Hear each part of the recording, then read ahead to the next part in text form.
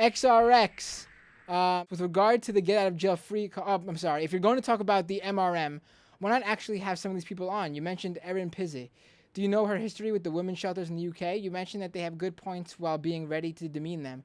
I constantly reevaluate how I feel about the movement, but with feminism not talking about how men are disadvantaged in family court, I'm left with them to bring my concerns to the forefront. What are you talking about? Feminists say that many times, actually. Maybe you're looking at the wrong... and if you're using that issue to side with these people, to side with them on this issue because they're the only ones, that's like saying, like, I don't even know. I can't even think of a good... Jeez, come on. With regard to the get out of jail free card, mind you, I don't take rape lightly. I asked you to look up Praise Martin Ogluk if you're not already familiar. I find the way you're covering this disappointing. What is the wage gap?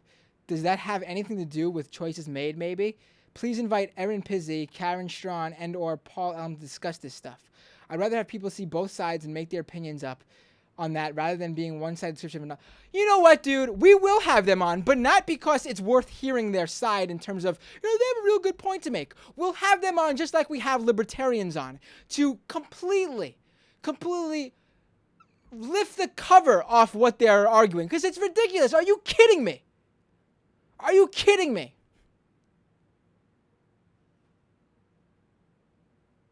There is nothing, I'm saying this right now, there is no good reason to side with somebody who considers themselves a men's rights activist, especially someone who fucking spoke at that men's rights activist event. Are you kidding me? Unbelievable. Yeah, you made me angry. They bring up good points. Yes, we brought that up. You know who else I'm sure makes good points? I'm sure racists and people who wave the Confederate flag, I'm sure they make good points.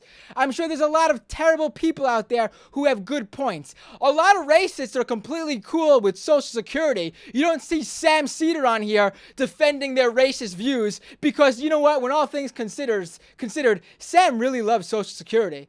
Get out of here. Are you kidding me with that shit? And you're a regular listener of this show. I would think you know better. Scott Ricketts, the sad thing about these MRA assholes is how they screw over those of us who try to be good dads in family court. These jerkwads are the ones who didn't pay their child support or see their kids for decades and make it harder to pass laws that make things work for those of us who really try to make shared parenting work.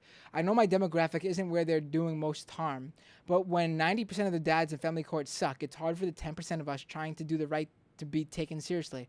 Fuck all of these guys. Thank you. Yes, exactly. I wish I mentioned that, and I'm probably going to cut this separately. The thing with this is that, yes, there are good dads out there, and there are a number of them who do get screwed, but the reasons they're getting screwed is because things are made in such a way because it's based on the experience of 90% of these cases where the dads are not good people. And they're the ones who are domestically abusive to the women, and they're not taking care of the kids, and they aren't paying child support. XRX got back to me. Let's read this. And the feminists who pulled fire alarms at University of Toronto, do you side with them? I'm unfamiliar with what you're talking about. But you are doing this same thing that the men's rights activists are doing. I'm a sad man who had a bad experience with one woman or a few women, and those individuals are going to make me completely have a one view about an entire group.